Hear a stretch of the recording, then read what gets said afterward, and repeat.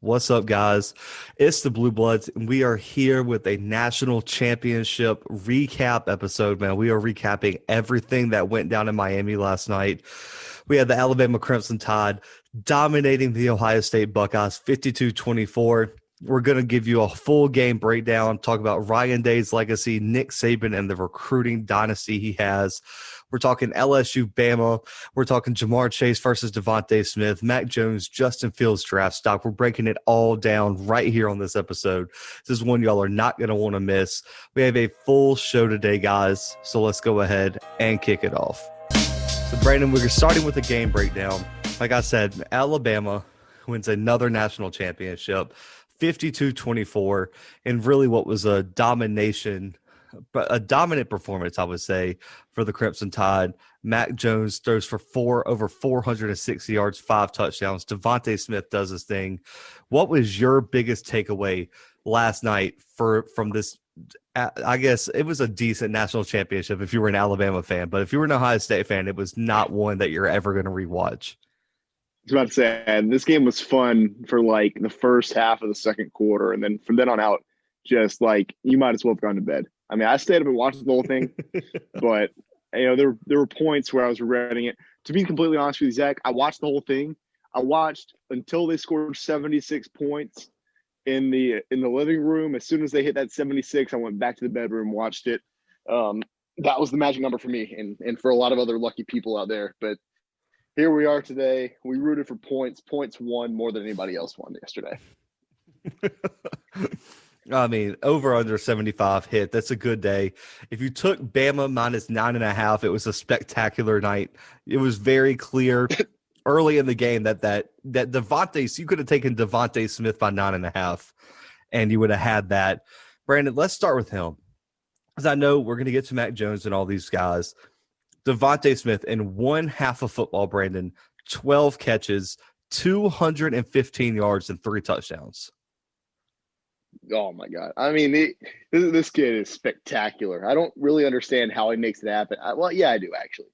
He might be the fastest human who's ever put on football pads and a helmet, because, I mean, he just burns players off the line. And Ohio State, for some reason, just wouldn't stop covering with, like, a linebacker, like, all game. It was like Shaun Wade. They started burning Shaun Wade. By the way, thank you, Shaun Wade. And then it was just like a linebacker suddenly, like covering him. I don't get it. Yeah, Tough Borland had a long night. I mean, and, Brandon, I don't want to get too technical here because, I mean, that's not – I mean, I guess it's kind of what we do, but not – we don't break down, like, coverages and stuff. But, I mean, to play 4-4, that formation, and then run a lot of press man coverage or cover 2, I feel like there's not a worse – group of coverages to run against a team that does what Alabama does. I don't know why that was the choice there. Yeah, I mean, looking back at this game, you have to wonder why Ohio State wasn't targeting Marcus Freeman as well, because that was bad. That was just a poor performance defensively by Ohio State. I mean, I get it. They might have hung in this game if Trey Sermon didn't get just demolished in the first quarter. If Justin Fields the first play 13, yeah, it was the first play of the whole game. If Justin Fields didn't have 13 broken ribs and he was still out there playing, yeah, they might have hung in there. But I mean, all night long, like, we both said it. I believe that. I think you were the one who said Trey Sermon. He's going to carry this team. He's going to carry this offense. And I was like, well, if Justin Fields isn't hurt, then he will. That's the key to victory for Ohio State. And, well, both of them underperformed, whether it be injury or not. Trey Sermon obviously was injury. But he obviously couldn't carry the team. Master Teague did his thing for a little while. Justin Fields, I mean, he's playing hurt. I don't really know what else to say. He was missing passes, but I don't know if we can attribute that to the injury or not. But, I mean, he looked bad last night, to be completely honest, to be super transparent. I don't really remember a worse performance from him besides like Northwestern maybe. Yeah, that was a bad one. Northwestern's up there. The 2 interceptions against Clemson was pretty bad. He didn't really turn the ball over, but he had to play better than this. And I get it that he was playing with broken ribs, but I mean, Brandon, we saw Jalen Waddle go out there with a pretty much broken ankle. I Okay, why mean, was he playing, by the way? Because he had pretty much broken ankle. Was he LeBron? Um, no, dude. I think his ankle was all the way broken. If you watch the way I saw him in pregame warming up, and he was just limping all over the field. I'm like, he's not going to play, is he? And then he played. And then Landon Dickerson went in with a torn ACL. What's going on? okay, he was a senior though, and he knew he was leaving, and he wanted to take that last snap. I love that, and I want to call Dude, out some I was people. just waiting. I was just waiting for Ohio State to blow him up on in victory formation. I didn't care. I mean, okay, so what is this narrative? Okay, I know you. I know you'll know where I got this from. What is this narrative about that Saban doesn't care about his players? Where did that come I, from? I have no idea. That makes I no mean, sense to me. I mean, I you mean, know, maybe it's like if I had to guess, it's like, oh, he's so focused on winning that it doesn't matter if it's with the players or not, you know. But I don't know. I don't really understand. I guarantee you, Nick Saban wasn't forcing Jalen Waddle to play. No, oh no. He probably tried to talk him out of it. LSU Dan, I'm talking about you. Nick Saban was not trying to hurt Jalen Waddle on purpose. We need to stop adding LSU Dan. LSU Dan's a good man. I mean, come on, man. But yeah, I get it. Justin Fields was hurt, but I don't. I'm not going to contribute this. I'm not going to contribute injuries and being beat up to what happened last night or 2 nights ago. If you're listening to this on Wednesday or whatever, I mean, Brandon, I want to bring this in back into focus for people. Ohio State played 8 games this year and couldn't stay healthy.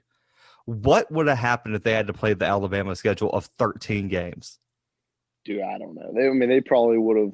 I don't want to say they would have lost more games because I really and truly think they were the second best team in the country, and that's just a testament to how good this Alabama team is.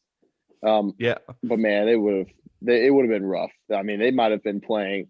I mean, obviously, Justin Fields, there's no chance. I guess it might have given him time to recover, but if he played in 13 games, he might not play another down of football ever again. that's what I'm saying. I mean, you know, I really think Ohio State can't use that argument because you should have been the fresher team. And I think it speaks, Brandon, to something that not a lot of people are going to talk about. When Scott Cochran left Alabama, everybody was saying that was one of the telltale signs the dynasty's over. How are they going to get these players ready? Alabama just played a 13-game schedule and had minimal injuries on that team. I Yeah, mean, you and had Jalen. they stayed remotely healthy too. Yeah, I mean, you had Jalen Waddle, but I think injuries like that is not really about conditioning. I mean, when you break an ankle, I mean, it's a lot different. I think in terms of like, yeah, if you would have done one more pull up, yep, that would have probably saved your ankles. That's probably not the case. But you look at Devontae Smith. I mean, I don't know. We're going to get to it in a little bit, but scouts are saying he's too small to play in the NFL, and I don't think he's ever been hurt.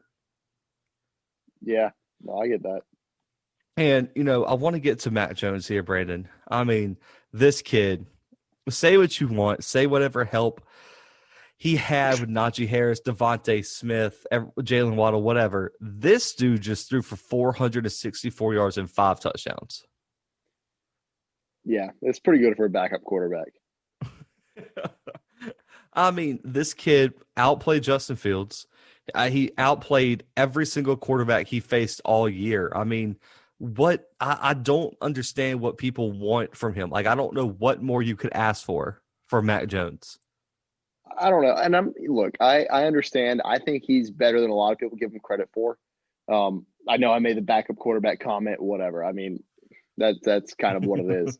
I don't know. He's really good, but it's very easy to be really good on this team. I'm not caving into that mentality that, oh, he's being carried because I think he's a good quarterback. But when you have Devontae Smith and John Mechie and Najee Harris, I mean, they're all going for over 80 yards in this game. Like, that's easy to be good. That's easy to pass for over 400 yards when 400 yards come from 3.5 guys. But okay, so I don't feel like a lot of people had that same narrative with Tua last year, though. But what? Okay, Zach. But okay, let me say this then. I feel like you and I could have passed every single pass that he made to Devontae Smith last night. I don't think he just kind of fit one in really tight anywhere. I don't think he made any spectacular passes to Devontae Smith. I mean, yeah, he made great passes, all night, but he didn't have to with Devontae Smith. And so, like, I don't want to give him. I mean, that's 215 yards right there. That's half of his yards to one guy who was just burning everyone on the field. I get that. I 1,000% get that. But the timing, the accuracy, the decision making, he was real good in the pocket, escaping pressure last night, except on the one blitz, which I feel like was just a good play call by Ohio State. They called him on a rollout. Also was his first fumble in his career. And we're not talking about that. Has no one said anything about that yet? That's pretty outstanding, right? Yeah, that's really good. Quarterbacks fumble the ball all the time. And I mean, let's credit the Joe Moore Award offensive line for that as well. I mean, Alex Leatherwood isn't giving up many sacks. I mean, I think it was Deontay Brown, the left guard. He has not given up a sack in his entire career at Alabama, Brandon. He started since he was a freshman. That's insane. Like, that's disrespectful, right? I mean, come on. Very disrespectful. Like, you're playing SEC teams that are littered with NFL draft picks. And you're just like, nope, you're not going to touch my quarterback. And that is elite energy right there. And another thing that I was impressed with, Brandon, was this defense for Alabama. I get it. It doesn't have, Hightower, doesn't have Fitzpatrick, all these, I guess, NFL stars that we thought at the time on it. I was very impressed with this defense. I thought this was one of the best games this defense has played against an elite team. And I want to talk about one player in particular, Christian Barmore, the defensive tackle for Alabama. 5 tackles, a sack, 2 tackles for loss. This kid reminds me of Quinnen Williams, and I am shocked he is not getting more looks for the NFL. Right. And I think that's just because he plays on a star-studded team where – if you limit yourself to talking about 5 players from Alabama that are going in the draft this season, we're talking about Najee Harris, Devontae Smith, Mac Jones, Alex Leatherwood, and I mean the list goes on. So you're not necessarily talking about that 6th guy or that 7th guy. Right.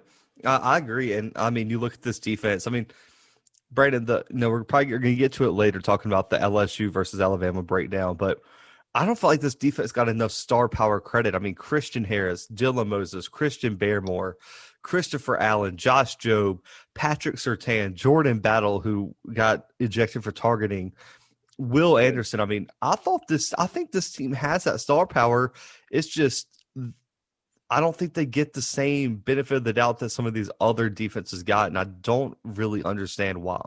And they held Ohio State to 341 yards. They held them under 50% on 3rd down, 0 for 2 on 4th downs. They didn't force any turnovers, but they allowed Alabama to win the time of possession, Brandon, if almost 40 minutes to 20 minutes in the favor of Alabama. That if you can't win the time of possession against Bama, you are going to get blown out, especially with this offense.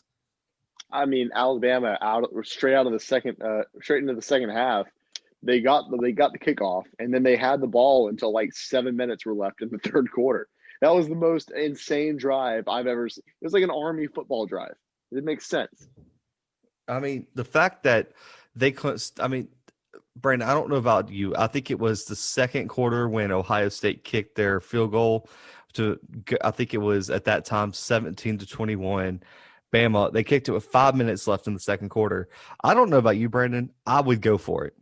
I feel like a field goal is just as bad as a turnover at that point in the game because you knew that Alabama got the ball coming out of halftime and that Bama could go right down the field and score, which they did in 2 minutes to Devontae Smith.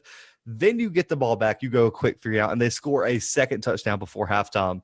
That field goal, I think, just took all the wind out of the sails for that Ohio State offense. Yeah, I think so. I mean, I agree with you, Zach. I mean, so let's move on here to talk more about Ryan Day, Brandon. I know we had a guest on here who was very vocal that no one was giving Urban Meyer too much credit and that Ryan Day was getting enough credit. Well, that means he gets a lot of the blame here, Brandon. Where does his, I know we talked about it a little bit in the preview, but where does his legacy sit in a blowout like this, and where they really didn't look prepared for anything Alabama brought to the table? Zach, I mean, honestly, I'm going to stick with what I said pregame here. What we said in the preview episode for this game. I don't know if his reputation's really tarnished that much. I think there's a lot of excuses built in, especially now that Justin Fields was playing hurt. He didn't have Trey Sermon, and I mean, they had a ton of losses due to COVID. So, like, what can you really say? I mean, I know that what we've said on this episode to this point. I know what we've been hearing, but I honestly, I mean, in my eyes, I don't think his reputation's been tarnished that much. I mean, I still think he's an incredible coach. I think that Ryan Day is going to be one of the most sought after coaches by NFL teams for a long time, even. And I think that this Ohio State team is in good hands with him. I think that this Alabama team is just kind of like transcendent. I think they're probably one of the greatest college football teams of all time. I mean, right up there with 2019 LSU team. So, like, what can you say about him? What can you say negative about him other than, oh, he got blown out in this COVID national championship in 2020? Yeah, I mean, but I mean, you had people saying, I mean, I feel like when you rank coaches right now, Dabo and Saban are 1 and 2, with Right. Saban being 1 now because with 7 national championships, man, you got to give it to him.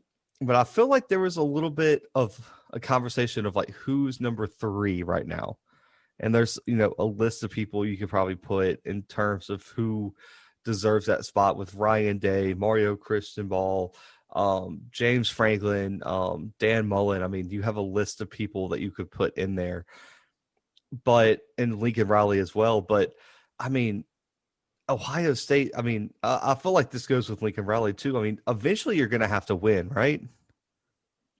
Oh yeah, they absolutely are. And like I said, he was part of that 2014 team with Ohio State that did win the national championship. And yeah, he wasn't the head coach. I think Urban Meyer really deserves almost all of that Yeah. credit for that victory. But I mean, he was part of that. And since then, it's not like Ohio State's been a scrub. They've won their conference championship year in and year out since then. So, like, I mean, what can you say negative about him besides, like I said, I mean, I feel like I'm repeating myself here because I am, but what can you say negative about him other than he lost this one game against one of the greatest teams of all time?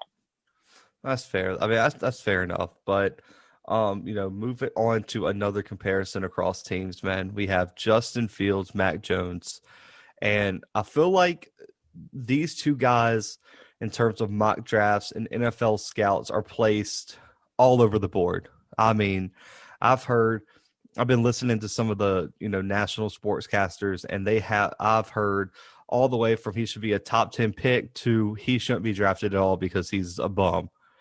Um, and with Justin Fields, you have people saying he should go 1. You have people saying he should go 2. Others saying he should go later. Where would you rank right now Justin Fields and Mac Jones in terms of this draft class, and where do you think are good fits, and where would you take them if you were a GM? Ooh, that's a good question. So Justin Fields, I think obviously, before this game, we both said that Ohio State had a better quarterback here. I don't think that changes.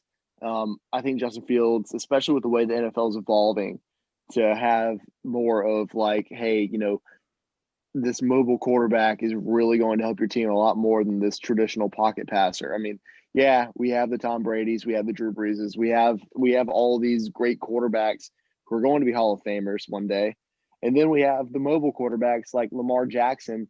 Patrick Mahomes can be mobile when he wants to. Aaron Rodgers can even be fairly mobile.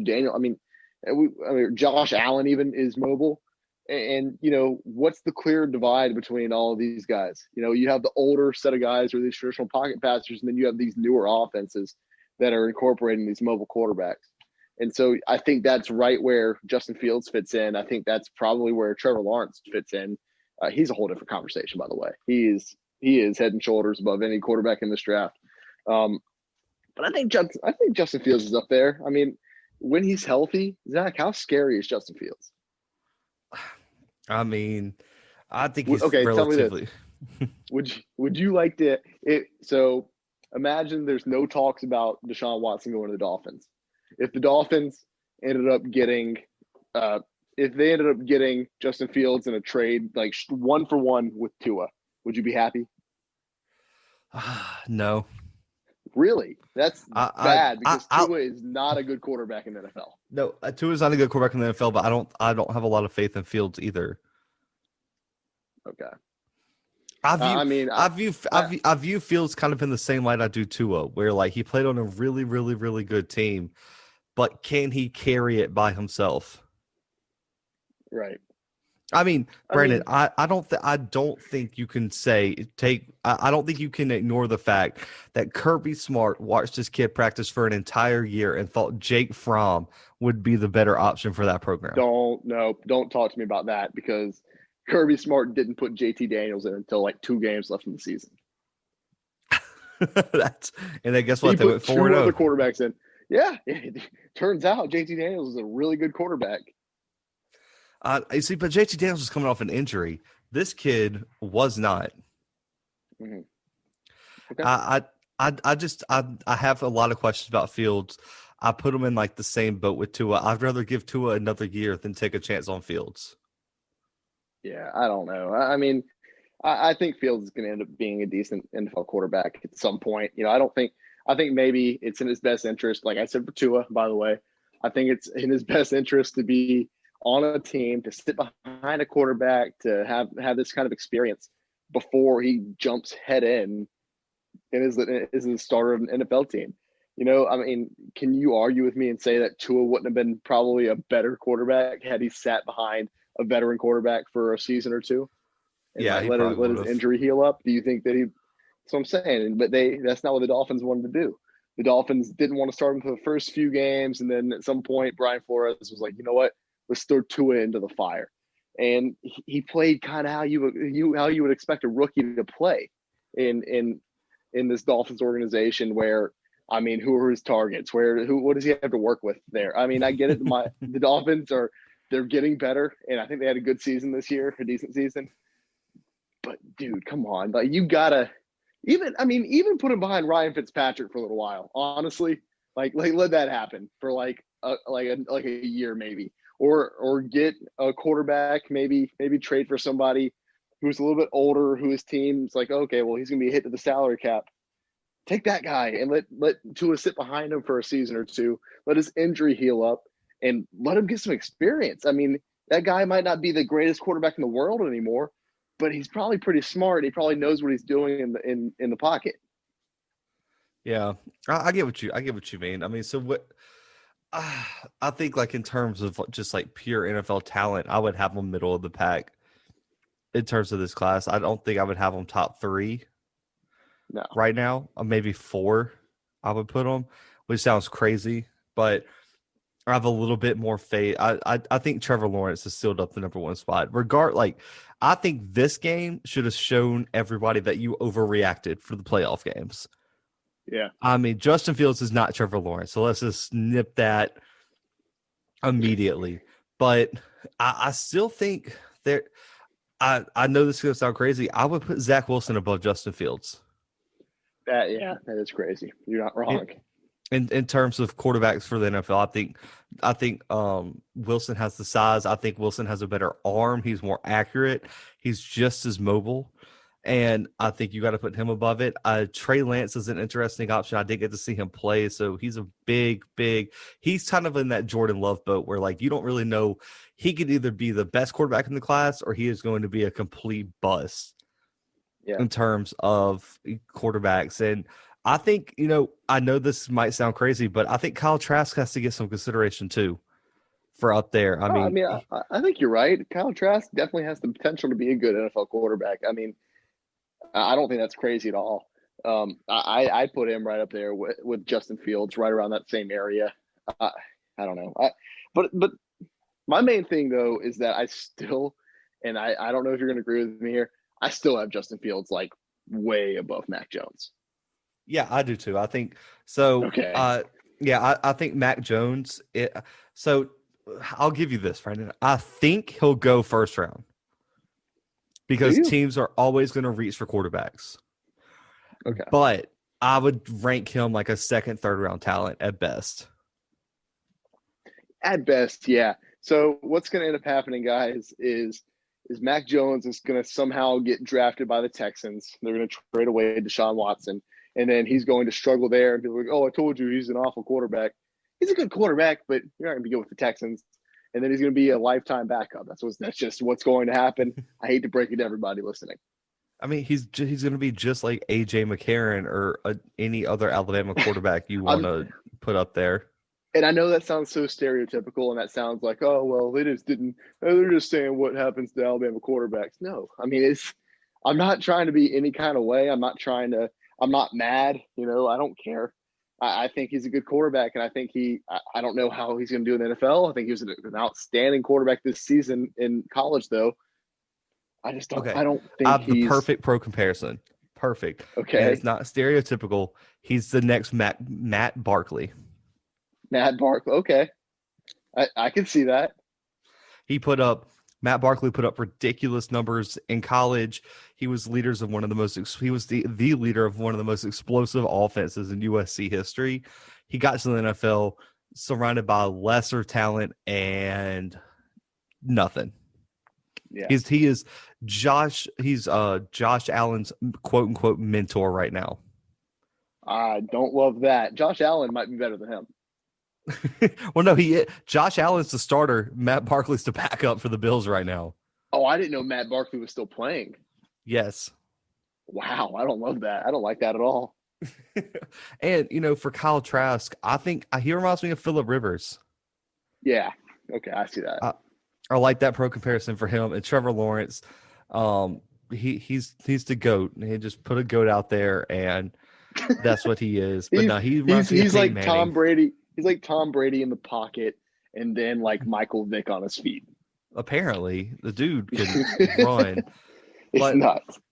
But yeah, so that's our breakdown of Matt Jones, Justin Fields. But let's get to the real debate here. This is where me and Brandon are going to differ a lot.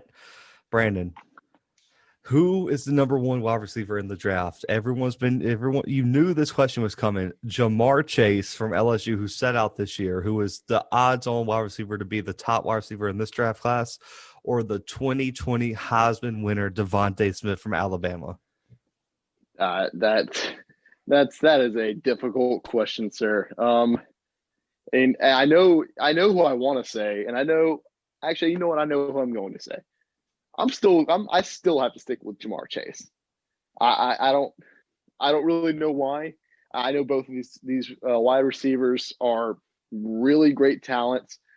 I know that Devontae Smith won the Heisman. He has just been the most dominant player. He's one of the most dominant Heisman winners that I can remember. But the main thing for me, Zach, is size. And yeah, he's 6'1", 174, I think Devontae Smith is. Yeah. Jamar Chase is 6 feet, 205 pounds. And that 30 pounds makes a huge difference once you get in the NFL. It really, really does. I mean, I get that. 170 pounds playing in the NFL, Zach. And yeah, once he gets to an NFL team, once he gets to that facility, they are going to put some weight on him. But you don't think they're going to put more weight on Jamar Chase? I mean, both of these guys are incredible. They're definitely number 1 and 2 choices for wide receiver in this draft. I don't think there's a question about it. Honestly, to me, if I were predicting who was going to get drafted first, it would just depend on which teams landed where, and I'm not sure exactly who's drafting where in this draft, to be completely honest. I haven't taken a lot of looks at it. I'm sure I will once we cover the Senior Bowl, once we cover draft. But for this moment, I don't know. It's really going to be about draft placement and which teams draft at what time. Okay. So who's your pro comparison for Jamar Chase and Devontae Smith? That's tough. I'm waiting for you to do that. I'll go second. I got to do some research. He said, I like to see where you are first. Listen, if it's all about size, then guess what? The biggest wide receiver would be drafted. We're drafted first every single year. I get it. Jamar Chase is bigger, but I think Devontae Smith's the better athlete. I think Devontae Smith's the better route runner. I think Devontae Smith's just a better overall wide receiver. I mean, Brandon, you looked last night. The dude made a potential first round pick look like he was a true freshman out there. And I get it. I know last night, in case you guys didn't see, go check out the Worst Take Network on Twitter. I was on there last night giving a breakdown of the game. I was told that the reason Jamar Chase was better is because he was going to run a better 40 at the combine. Really? Yes. That is a bad take. Wait, who told you that? I didn't hear that. Was it Matt? It was Matt. Matt, we like you, man, but there were some takes last night. Listen, and I'm not sure if Jamar Chase is going to run a faster 40 than Devontae Smith. I honestly don't think he will. Like that wasn't what I was going to give him the edge on. I don't love. Listen. I don't think Jamar Chase is an elite athlete, Brandon. I think he has good ball skills in terms of jump balls and stuff like that. But I don't think. I mean, being only 6 foot, I don't think he's the type of athlete Devontae Smith is. I think Devontae Smith is 6'1". He's got an inch on him. Okay. I'm talking about just the athlete and the athlete of him. I mean, I was about to say, out of the Bama wide receivers, Brandon, name a Bama wide receiver that has come out since Nick Saban has been there that is not an elite route runner. Yeah, that's a good point. Jerry Jeudy, Amari Cooper, Julio Jones, Henry Ruggs was shown out. I think, and this is going to sound crazy, I think Devontae Smith might be better than all of them right now. Yeah. The Slim Reaper is going to come reap in the NFL next year. Listen, I've heard all the comparisons of Marvin Harrison, Isaac Bruce, and I like those. I like him. Okay, I know this is going to sound just like my pro comparison for Trevor Lawrence and Joe Burrow and all this stuff that just sounds outrageous. And I'm not saying he's going to be this level of player, Brandon. I'm talking about he plays like this guy. And I like him to Jerry Rice. Oh my God! Because what a comparison. Time out. I'll break it down for you. Jerry Rice was not the fastest. Devontae Smith isn't even the fastest wide receiver on his team. He wasn't the biggest. He wasn't he wasn't the best at anything, but he was other than maybe route running, decision making, and making sure he caught the ball, being a quiet leader on the field. And Devontae Smith has that Jerry Rice quiet demeanor personality. He has the route running. And Brandon, I don't know about you, he just looks so smooth on the football field. And yes, in the 40, he might run a 4.6 like Jerry did. But on the football field, he's better than you, and he will make the plays that are needed to win the game. And in terms of Jamar Chase, I did some research before this episode, and I found multiple pro comparisons. I saw Kenny Galladay from the Lions. That was a big one, but I found one that I really do like, and it was Victor Cruz. Okay. From the Giants a while back. And, I got to credit Nick Fairball for this one. It was just Cruz was almost the exact same size as Jamar Chase. He was undrafted, but their size and play styles are very, very similar when you go and watch the film. So I like Victor Cruz there. And Brandon, this is just going to be an easy comparison. Would you rather have Jerry Rice or Victor Cruz? Well, if it's a dance competition, Victor Cruz. That's a fact. Jerry Rice. That's a fact. Yeah. I just think Devontae Smith, and the thing about his size, I get it, his weight. Brandon, have you ever seen him be manhandled at the line of scrimmage? No. Well, not this year. No, he was not manhandled at the line of scrimmage by Derek Stingley. Just stop it. Not even last year. I didn't say he was last year. He played a freshman season, dude. I know. Okay, but that he came in at like 160, I believe. Like dude was small. 170. So I say 170 was somehow not the floor for him. So I think Devontae Smith by a slight edge. And Brandon, the reason this is so hard to project, and I know we had someone in our network say that this dude was going to go second round. If that happens, and you can get this dude in the second round, I would trade my entire future to trade up and get him in the second round. Right. That is mind blowing. And I think it's Devontae Smith by a hair. And listen, this is probably, Brandon, I don't know. We'll get to our draft covers, but this might be the deepest we said last year was the deep wide receiver class. This year might have it beat with Rondale Moore, Jamar Chase, Devontae Smith, Jalen Waddle. I mean, this class is something serious. Yeah. Yeah, you're right. I mean, it's insane. We've just got a ton of wide receivers coming out. Last year, I think the thing was that we were just getting wide receivers. We were getting 2 Alabama wide receivers in the draft, and then we were getting T. Higgins, we were getting CD Lamb, and we were getting a ton. But this year, it's from all over the place. It is outrageous. And now, to build off of this, Brandon, we have the conversation that was bound to happen. 2019 LSU versus 2020 Alabama. It's going to be a debate till the end of time, but we had to get your take on it, my take on it. Who are you taking as the best team between these two, 2019 LSU or 2020 Alabama? Yeah, you're right. It is going to be a debate till the end of the time because this is just not a winnable debate. These two teams could never play each other realistically. I've heard the LSU argument. They played Alabama last season, but they had Tua. They had 2 better receivers. Don't give me that. That's not the same. Tua was hurt last season. I believe they had a couple other players out too. Yeah. I think Devontae Smith was even hurt during that game. So I mean, don't give me that. It's not the same thing. Alabama this season has been super, super impressive. But I mean, like I said, it's not a winnable debate. It's nothing that you can put on paper and say, okay, well, these two teams, this team is definitively better, because that's just not going to happen. I'll give you my opinion. I think that 2019 LSU team is a lot better. Not a lot better.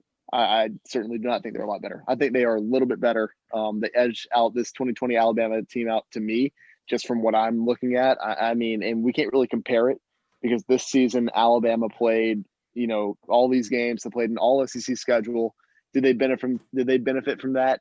Probably not, because Alabama's schedule is like Chattanooga every year. So instead of playing Chattanooga, they had to play Vanderbilt. So, take that as you will. Just maybe a worse Tennessee team really in Vanderbilt. I mean, it's so incomparable that I don't really have an argument for this LSU team. I mean, they beat 7 final top 25 teams. They beat the top 4 teams in the preseason poll. This Alabama team's beaten, I want to say, I think it was 6 top 25 teams. I could be wrong there. But to LSU be fair, also played 15 games. Yeah, LSU played 15 games, went undefeated, and never trailed in the fourth quarter. I've got stats all day on this LSU team, Zach, but everyone's heard it already. That's not what we're here for. Zach, let's hear your take on it. Because did Bama ever trail in the fourth quarter? I don't think they did, because they never even had a game within 10 points except for Florida. Yeah, LSU's only game within 10 points. That was a double-digit point lead. No. I'm sorry. Within 10, I don't mean that. I mean the only team that ever was beating LSU by by 10 or more at any point this past season was Clemson. They were beating them in the first half, but it was like 20, or it was no, I can't remember what it was. It was either 21-10. I think it was 17-7. So the score I was looking at. But yeah, that's the biggest lead any team had on LSU last season. I mean, but you say all the same things for Alabama. They never trailed in the second half or whatever, what have you. The Florida game was obviously the closest one all season, but that Florida team also got beaten by LSU in the swamp. But that's beside the point. Zach, let's hear your take, because this, like I said, this isn't a winnable debate. People don't want to hear me talk about this LSU team I've been talking about for a year and a half now. I mean, dude, listen, but it gets even more convoluted because Bama averaged more points per game, but LSU averaged more yards and yards per play, but the margin of victory for Bama was much more than LSU. Yeah. So it's hard to say, but Brad, you know what I like to do here? You're going to come along on the ride with me. Let's position by position. Who had the better quarterback? LSU. Okay, I agree there. That is an easy argument. Joe Burrow is the better quarterback, so that's 1-0 LSU. Running back, I'm giving it to Najee Harris. I know you might hate that because Clyde Edwards-Helaire was a first-round pick, and I'm not saying he's a bad running back, but I think Najee Harris wins that one by a hair. Yeah, by a hair. I would have to agree with you, I think. All right, so that's even worse, convoluted. This is going to be a hard one. Wide receivers, Brandon. I'm gonna have to give that one to LSU. I'm sorry, I do. They had Jamar Chase, they had Justin Jefferson, and that duo. I mean, we don't even need to go any further than that. That duo alone is better than any two wide receivers that played for Alabama this season. Stop it. I'm sorry. Stop it. They are A healthy Zach. Jalen Waddle and a healthy But there Devontae wasn't Smith. There wasn't a healthy Jalen Waddle. There was for 4 games. Zach, I'm sorry. I can't give it to Alabama. You're not gonna give it to the Heisman winner. Jamar Chase didn't win the Heisman. Yeah, but Joe Burrow didn't play this year. I don't want to hear it. You want to know why Jamar Chase opted out? Because he knew what was going to happen. Oh, that is ridiculous. He didn't want to hurt his draft stock at all. We all know what happened, Zach. It's not why he opted out. I'm giving it to Bama. I know this is going to be another hard one. We have the Joe Moore Award winners for both years, Brandon, in terms of offensive line. I'm giving it to Bama because I think they have the 2 best O-linemen of the group. I think Deontay Brown and Alex Leatherwood are better than any O-lineman that LSU had. And I think that goes to show that Leatherwood's going to be a top 10 pick. And Deontay Brown never allowed a sack in 3 years of college football. Yeah, I mean, I hate this because I've been kind of, I know even last season I mentioned like, oh, this LSU team, when they won the Joe Moore Award, I think that was like that was circumstance that they so happened to win that. I'm still going to give it to LSU, I think, just because. Stop it. You're ruining our credibility. No, I'm not. I'm simply not. Austin Deculus, Lloyd Cushenberry, Damian Lewis. I mean, those 3. Were any of them drafted in the first 3 rounds? I don't think so. I think Damian Lewis was by the Seahawks. Oh, my God. Austin Deculus is still playing for LSU, so he wasn't drafted in the first 3 rounds. I am mind blown. Okay, be mind blown then. So Torrey you're telling Carter me when he lined up at tight end. No, stop it. I mean, what do you want me to say? I will say Alex Leatherwood is the best, by far the best lineman out of the group. I think it's close, but I'm sorry. What do you want me to say? I'm giving it to LSU. Wow. Okay. Defensive line, Brandon. Alabama. Okay. I'm glad we agreed there. I was waiting. I was a little nervous. Yeah. I was a little nervous there. That's understandable. Linebacker. Ooh. That's hard because Dylan Moses is really good. Patrick Queen's really good. Yeah, I know. That's what I'm saying. Like, you got Patrick Queen versus Dylan Moses, and then all the backups on both those teams are, I don't know. I mean, Patrick Queen, and I mean, if you want to have the argument that Jacoby Stevens was even playing linebacker last season, and I understand Dylan Moses might, and we talked about him.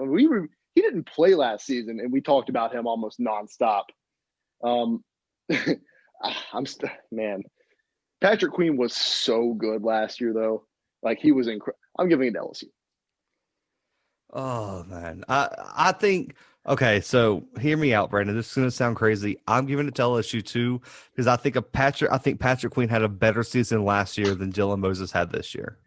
I agree. Secondary, I know this is going to sound crazy, Brandon. I know Derek Stingley was a monster last year, everything, but I think Patrick Surtain overall is the best player between those two teams. Grant Delpit had a horrible year. Malachi Moore was outrageous. I think I'm giving it to Bama by a slight edge just because, outside of Derek Stingley, I think Bama has the better talent in that area. I don't know because LSU, while I mean, I get it. And I understand what you're saying here because Alabama's secondary is incredible. But last season, when we look at LSU's secondary, it wasn't just Derek Stingley and then it wasn't just Derek Stingley and then Grant Delpit being not great last season. It was Derek Stingley. It was Cordell Flott. The list goes on and on for LSU secondary last season. And the way they shut down the pass every single game, except for the Alabama game. They did some serious things. I think it's super, super close. And I'm going to have to give the edge to LSU here too. Good Lord. And you know what? I think kickers a push because neither kicker missed a field goal for either team. So it's like, how do you determine who's the Cade York's a true freshman. Cade York's a beast. This dude's a beast. I'm not going to put up kickers. So, this debate's so hard. And Brandon, I don't know about you. That is one game. That I wish I could see is a healthy Alabama team this year versus a healthy LSU team last year. That would be that would be like USC Texas all over again. Zach, when we spoke to Chris Blair last year, and we were trying to hype LSU up so much because he's the voice of the LSU Tigers, Chris Blair. We were talking about how good LSU was. He's like, well, don't let the recency bias get to you. I don't think this is going to be recency bias for either one of these teams. These two teams might be the best two college football teams I've ever seen. Yeah, I agree. I think they're the best two of the best teams we've ever seen. And Brandon, let's just look at Alabama. Is this team going to go down? Because, you heard Mac Jones and them last night saying they were the best team ever. Is this a team that is going to go down in Bama history as the best Alabama team ever? They might, but what hurts them and what hurts this Alabama team in general is how dominant they are every other year or every 3 years. There's the stat that Nick Saban since he's been at Alabama, has won at least every 3 years. So every 3-and-out player who's played for him has a national championship ring. That's an insane stat, and that just shows how good these Alabama teams are year in and year out. But I think that hurts them, honestly. Yeah, they were really good, but then you got other people arguing that, oh, well, the 2016 team was better, or, oh, the 2009 team was better, 2012 was better, because there's been so many great Alabama teams in the history of this program. It's kind of like if you have two candidates running in the same party. Well, one of those candidates is going to take votes away from the other candidate, and then candidate C is going to win the race because you've got these two guys that are splitting votes. Does that make sense? Yeah, I agree. And it's just, man, I think the thing that holds this team back is the defense, man, star power. Because, you look at, I'm trying to think. I can't remember which Bama team people were saying was the best. I think it was 2012, if I'm remembering right. Brandon, the star power on that team was, I can't even put it into words. You look at the coaching staff too. You had Nick Saban, Jeremy Pruitt, Kirby Smart, Scott Cochran was still there. You had AJ McCarron, Chance Warmack, who made our all-decade team, Barrett Jones, DJ Fluker, CJ Mosley, D. Milner, Robert Lester, Cade Foster was the place kicker. Dude, are you serious? Right. Like, look at that offensive line. Barrett Jones made our all-decade team. Two players on that all-decade team were on this offense. You had Amari Cooper on that thing, Eddie Lacy, TJ Yeldon, and Kenyon Drake all back there. I really, really think that it's tough, but it's also tough to argue that, man, what would people say if that 2012 team had to play an all SEC schedule? Would they have still went undefeated? Yeah, that's really a point. And that was back when the SEC was just, undisputedly the best conference in college football. Now there's other conferences that have claims to that. The SEC isn't winning every single title every year, except for they've won the past 3 years now. That's pretty sick. But that was back during like it was 7 or 8 years where the SEC just won every single year. Yeah. It was like you could have one loss in the SEC and you wouldn't make the championship game, like stuff like that, like crazy, like more than one team would do that. Like that's nuts. At that time, you look from 2009 Well, really not even '09. I mean, even before that, you had Florida winning 2, LSU winning 2, Auburn winning 1, Bama getting on their roll. I mean, and then even back in like the mid 2000s, man, Vandy was beating teams. Yeah. And then you have Kentucky recently coming on. I mean, the SEC has went through a power. I guess at that point they were really dominating college football. But just building off of that, I mean, I don't know if you've heard the narrative today. There are multiple high profile sports reporters, Colin Cowherd, Joel Klatt, saying that college football needs to do like the U.S. government and tax Alabama. So what he means by it, let me explain his argument. Hang on. He's saying that there's no parity in college football and they need to make it harder for Alabama to win. You know what? I almost tweeted that last night as like a joke. That was like a joke in my mind because I that's what I do on Twitter. That's a real life thing they think. That's bananas. Yeah.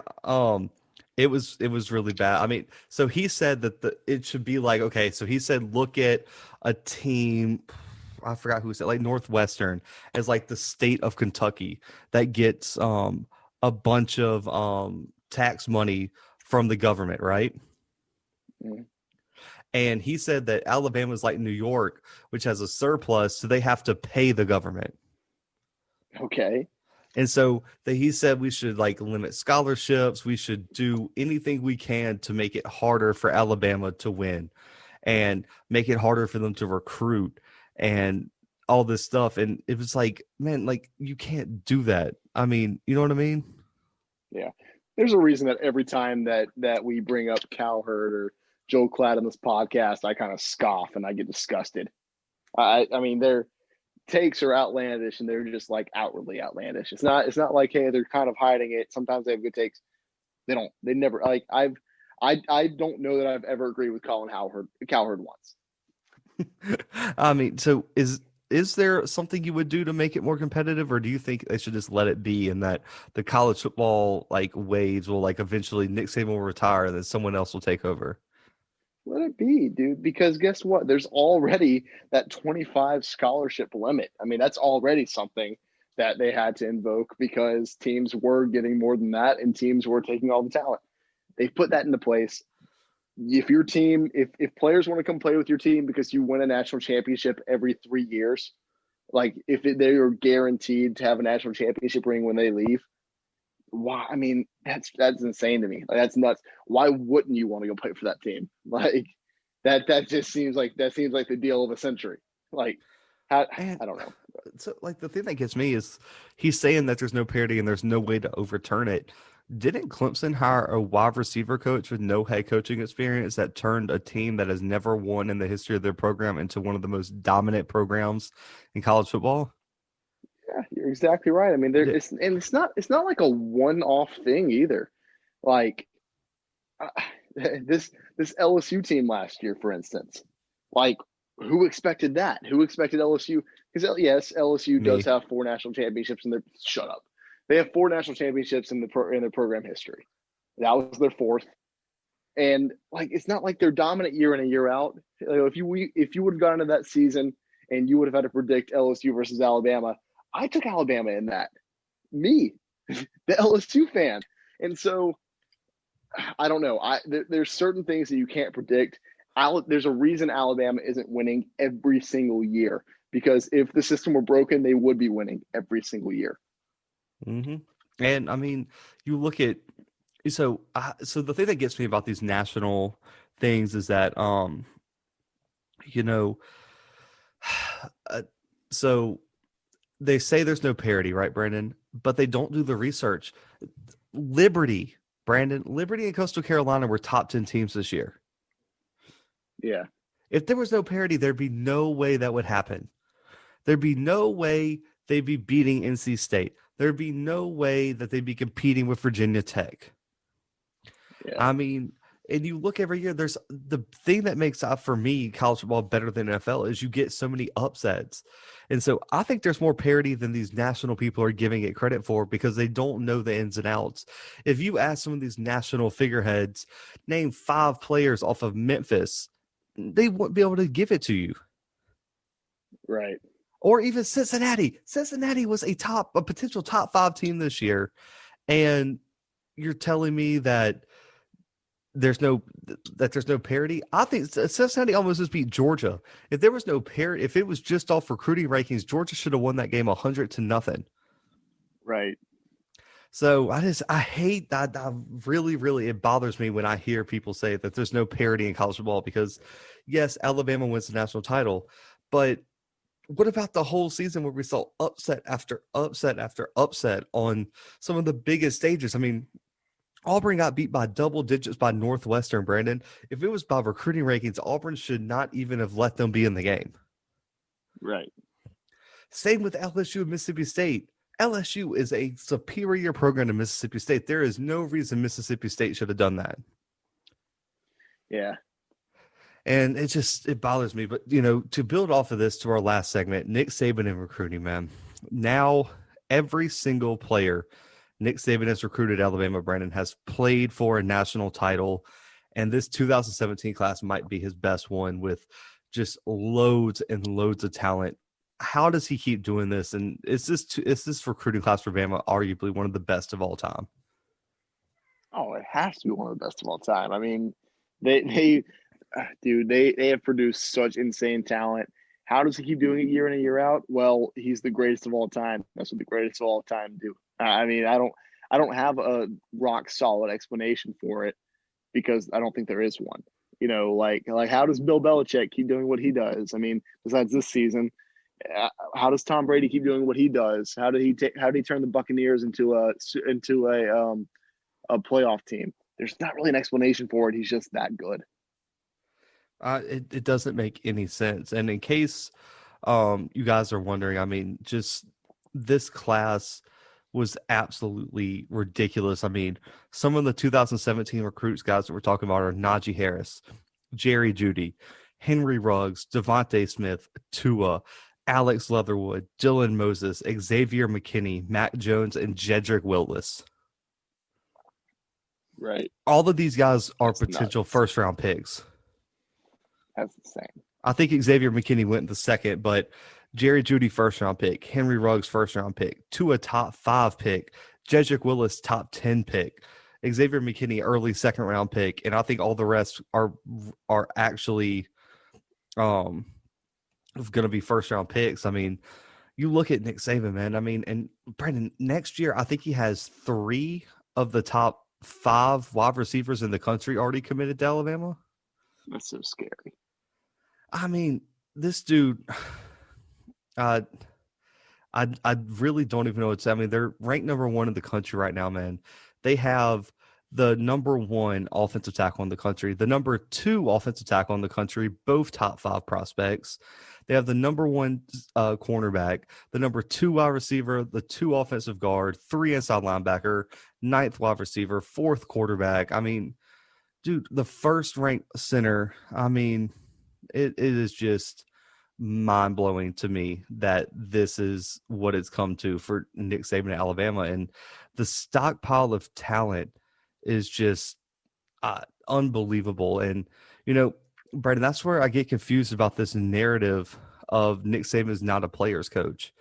If he's not a player's coach, then how is he recruiting like this? I mean, it doesn't make sense to me. I've never once looked at Nick Saban and said, "Oh, I bet he doesn't care about his players." What are we talking about? I mean, he. Do you think that it was? Do you think it was his idea to let Landon Dickerson run out of the field last night? Probably not. But he got talked into it, and he let him do it because he wanted him to play. Or do you think that it was his idea for Jalen Waddle to go out and play last night? Probably not. I mean, we all saw the limp. He probably shouldn't have been out there. Nick Saban probably tried to talk him out of it because he's looking for his future. I mean, he's not coming back. like he's gone, and he was trying to talk him out of that, or he was probably trying to talk him out of that. He's a player's coach, and if you have any argument against that, then you're not paying attention. Exactly. Completely agree. But guys, that is a wrap up on our I guess we went way in depth with all the storylines and game breakdown. We always want to do it big for the Natty. Alabama, your 2020 and 2021 national champions. That just add on Nick Saban 7 natties now, which is just outrageous. Put him up over the Bear, Brandon, officially. And if I hear another Bama fan say the Bear Bryant's the best coach in college football or Alabama history, we can go ahead and fight it out on the street, wherever you want to do it. But guys, it's a wrap. We will be back this week with more off-season content. We have a lot of stuff planned, so stay tuned for that. Some draft stuff, Senior Bowl's coming up. We got some special stuff planned for that, so stay tuned. You can find us anywhere you listen to podcasts, Apple Podcasts, Spotify, Google Podcasts, et cetera, YouTube, the Blue Bloods CFP podcast. You can also find us on the Worst Take Network. Check them out. Check them out on Twitter and the website, theworsttake.com. Guys, Instagram at the _ Blue Bloods, Twitter at the _ Blue Bloods, Facebook at the Blue Bloods Pod. Go follow us on there. Like, rate, subscribe to the podcast. You guys are the best listeners out there. Wrapping up our second football season here on the Blue Bloods. You guys make it possible, so shout out to y'all. But for right now, guys, we're out.